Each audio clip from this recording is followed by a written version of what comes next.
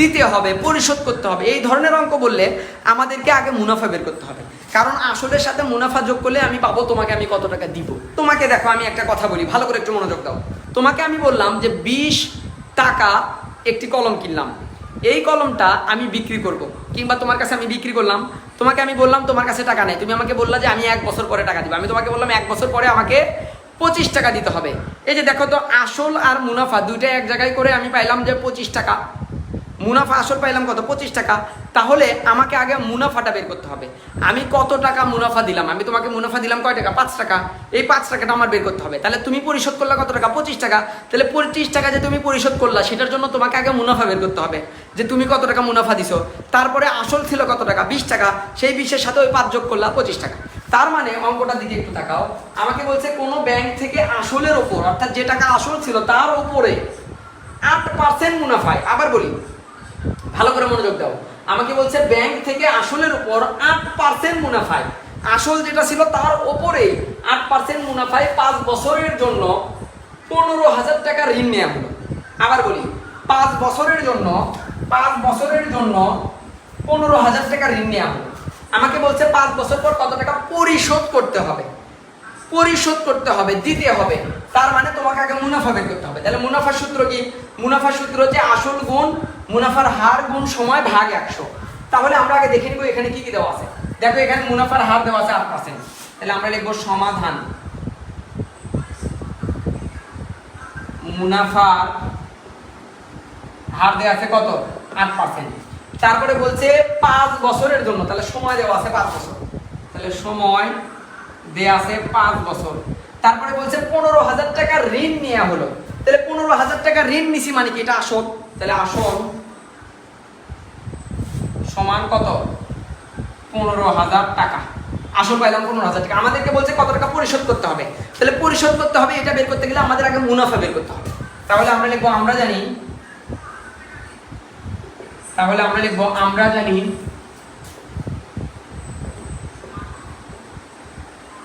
মুনাফা সমান আসল গুণ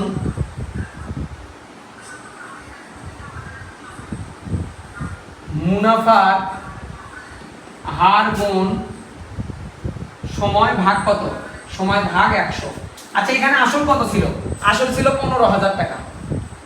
15,000 গুণ মুনাফার হার ছিল কত? 8%। 8 গুণ সময় কত ছিল? 5 বছর।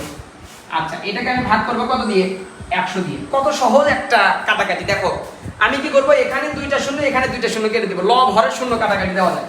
আমি এই 2 শূন্য এই 2 শূন্য কাটি দিলাম, আর তো কাটাকাটি যায় না। এখন বাকিগুলো আমি গণহারে গুণ করে দিব, লবের যেগুলো আছে গুণ করে দিব, কারণ এখানে তো নিচে খালি 1 থাকলো। তাহলে আমি এক কাজ করি 15কে আগে 8 দিয়ে গুণ করি, অর্থাৎ 150কে আগে 8 দিয়ে গুণ করি আমি। তাহলে আমি লিখলাম 150 গুণ 8। তাহলে দেখো 8 শূন্য শূন্য 50 40 শূন্য 8 থেকে 4 8 কে 8 আর 4 12 11 1200 টাকা।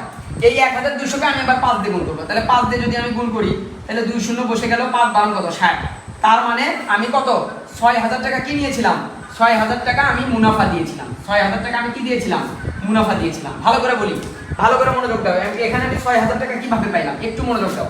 আমাকে বলছে যে কোনো ব্যাংক থেকে আসলের ওপর বার্ষিক 8% মুনাফায় 5 বছরের জন্য 15,000 টাকা ঋণ নেওয়া হলো। 5 বছর পর কত টাকা পরিশোধ করতে হবে, দিতে হবে, পরিশোধ করতে হবে। এই ধরনের অঙ্ক বললে আমাদেরকে আগে মুনাফা বের করতে হবে। কারণ আসলের সাথে মুনাফা যোগ করলে আমি পাবো তোমাকে আমি কত টাকা দিব। তাহলে আমরা কি কি দেওয়া আছে? মুনাফার হার দেওয়া আছে 8%, সময় দেওয়া আছে 5 বছর, আসল দেওয়া আছে 15,000 টাকা। তাহলে মুনাফার সূত্র কি? মুনাফার সমান হচ্ছে আসল গুণ মুনাফার হার গুণ সময় ভাগ কত? 100। তাহলে আসলের মান বসালাম, মুনাফার হারের মান বসালাম, সময় বসালাম, ভাগ কত? 100। নিচে 2টা শূন্য উপরে 2টা শূন্য কেটে দিলাম, ওপরের লবগুলো গণহারে গুণ করলাম। তাহলে পাইলাম কত? 6,000। তার মানে আমি 6,000 টাকা দিলাম মুনাফা। আমাকে বলছে পরিশোধ করতে হবে। তাহলে আমি লিখব অতএব পরিশোধ করতে হবে। তাহলে দেখো পরিশোধ যে আমি করব, আমি এই 15,000 টাকার উপরে আমি 6,000 টাকা মুনাফা দিলাম না, তার মানে 15,000 এর সাথে ওই 6,000 যোগ হবে না। তাহলে পরিশোধ করতে হবে 15,000 যোগ 6,000 সমান সমান আমরা পাইলাম কত? 21,000 টাকা। অর্থাৎ আমি মোটে 21,000 টাকা পরিশোধ করলাম।